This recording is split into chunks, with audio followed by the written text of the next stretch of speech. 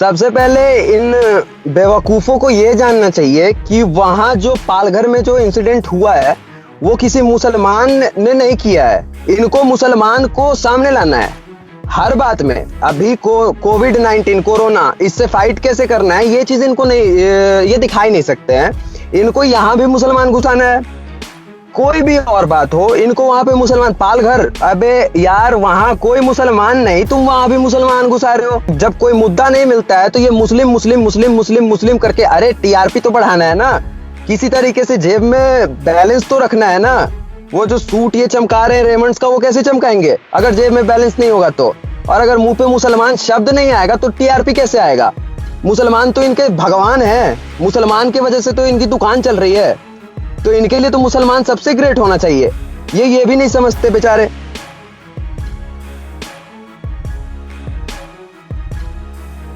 पलटनियों से मैं हूं आप लोगों के साथ नदीम अकरम।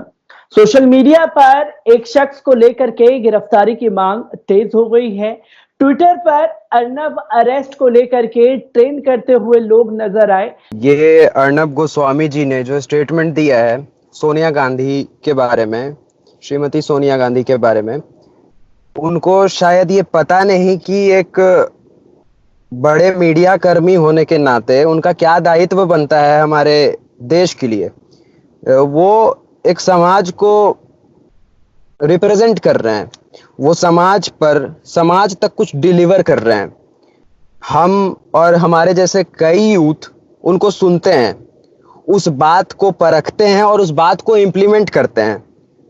उनका स्टेटमेंट जो है वो बर्दाश्त करने लायक नहीं है कहीं से भी, क्योंकि जिस परिवार ने अपना सब कुछ न्योछावर इस देश के लिए कर दिया है, आज भी उनके बेटे उनकी बेटी वो खुद इस देश के लिए 24 घंटे जी रही हैं। उनको आप उन्होंने अपने हस्बैंड का, अपने परिवार में अपने पूर्वजों का बलिदान दिया है इस देश के लिए, और उनके बारे में इतनी गंदी टिप्पणी ये शोभा नहीं देती है। दूसरी बात कि आप खुद को पहले आप ये डिसाइड कर लें कि आप मीडिया कर्मी हैं या आप एक नेता हैं। ये जो सूट आप पहन के और चमका रहे हो, आप में स्ट्रगल भी नहीं दिख रहा है, और हर वक्त भारत जानना चाहता है, भारत जानना चाहता है। भारत कुछ नहीं जानना चाहता है, जानना तुम चाहते हो, और तुमको भारत बता कर रहेगा कि है क्या। भारत देश स्त्री का इज्जत करने के लिए जाना जाता है। तुम एक इतने बड़े प्लेटफॉर्म से रिपब्लिक भारत और वहां से तुम स्त्री को बेइज्जत कर रहे हो, और जो कि भारत का एक फेस है उसको तुम बेइज्जत कर रहे हो। ये चीज कतई बर्दाश्त नहीं करेगा भारत तुमको अब जानवाना चाहता है। अर्नब गोस्वामी, अब तुम देखो कि क्या होगा और क्या होने वाला है, क्योंकि ये लगातार देखा गया है अर्नब गोस्वामी जिस तरीके की जर्नलिज्म कर रहे हैं, अव्वल तो वो जर्नलिज्म नहीं, एक पार्टी के प्रवक्ता बनकर के अक्सर बात करते हुए नजर आते हैं। पर देश में जिस तरीके का माहौल है, जब देश महामारी से जूझ रहा है तो मुद्दों पर बात ना की जाए। जिस तरीके से लोगों की भूख से मौत हो रही है, जो लोग भूख से मर रहे हैं, उस पर ना बात करने के बजाय वो लोग बात कर रहे हैं। सोनिया गांधी ने संतों को लेकर के उस समय में ये कहा था, तो जो मुद्दों को भटकाने की कोशिश है उसे किस तरीके से देखते हैं? सर, पढ़े लिखे मुद्दों पे बात लिबरल्स करते हैं, और लिबरल्स बिकते नहीं हैं। ये अगर पढ़े लिखे होते और अगर इनको मुद्दे पे बात करना होता तो ये बिकाऊ होते। ये मुद्दे पे बात करने लायक हैं आपको लगता है तो ये वहां पर नहीं होते जहां ये बैठे हुए हैं। अगर ये पढ़े लिखे होते तो, ये अनपढ़ हैं तभी वहां पे हैं, और इनसे आप एक्सपेक्ट नहीं कर सकते हो कि ये मुद्दों पर आए। ये मुद्दों पर आ नहीं सकते हैं क्योंकि इनको फैक्ट्स और तथ्य, चीजों का मूल ज्ञान और शब्दों का तत्व ज्ञान इन्हें पता नहीं है। तो ये मुद्दे पे कैसे आएंगे? ये वही बोलेंगे जो स्क्रिप्टेड होगा, जो लिखकर इनके टेबल पे लिखा गया होगा, रखा गया होगा। और अभद्र भाषा, इन चीजों का प्रयोग तो ये करेंगे ही क्योंकि इनके पास डिफेंस है। ये अब इनका डिफेंस इनके सामने है तो ये नेशनल प्लेटफॉर्म से कुछ भी बोल सकते हैं, कुछ भी, क्योंकि इनके पास पावर है अभी, इसलिए। लेकिन भारत भारत है सर, भारत इनको बता कर रहेगा कि पावर होता क्या है। जब जनता एक तरफ होती है ना, तो कोई भी फेडरल गवर्नमेंट और कोई भी यूनिटरी गवर्नमेंट किसी काम का नहीं होता है। जनता ही जनार्दन है और कोई नहीं।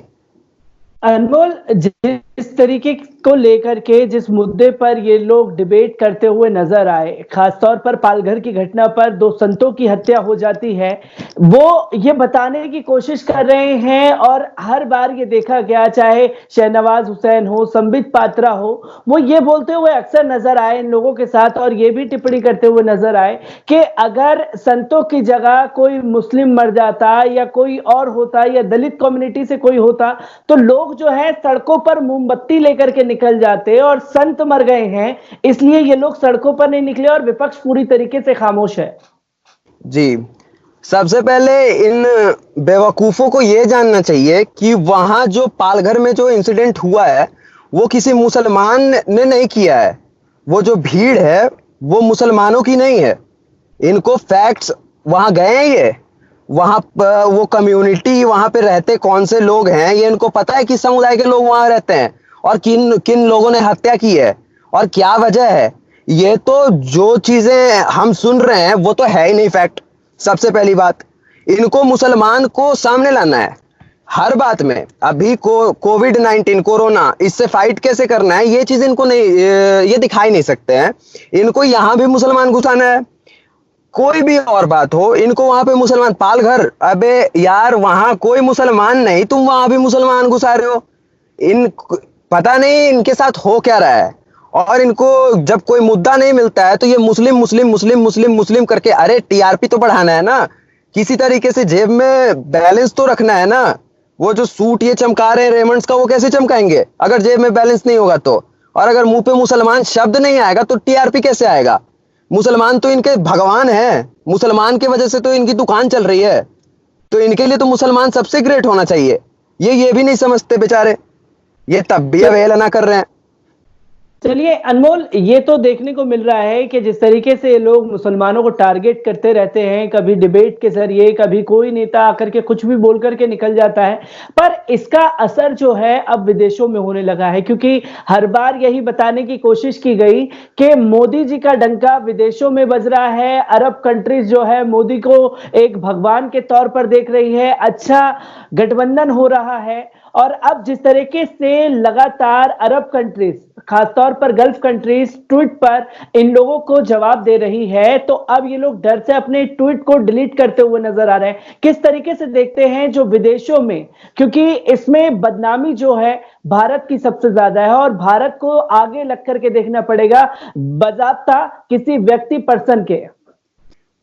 सबसे पहले इसके लिए सक्रिय यूथ को होना पड़ेगा, क्योंकि जो टीवी पे, नेशनल प्लेटफॉर्म्स पे, नेशनल पोर्टल्स पे हम हर रोज जिन मुस्लिम फिगर्स को देख रहे हैं, जो मौलाना और जो लोगों को हम देख रहे हैं, वो असल में मुसलमान है ही नहीं।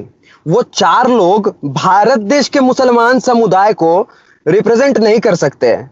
वो 4 कहीं अस्तित्व में नहीं है जो भारत में रियल मुसलमान हैं, उनके सामने वो कहीं स्टैंड नहीं करते। तो रियल मुस्लिम्स को आप शोकेस कर नहीं रहे हो, आप उनको फेस वैल्यू बना नहीं रहे हो, और आप बोलते हो कि वो जो बोल रहे हैं वो इस्लाम है।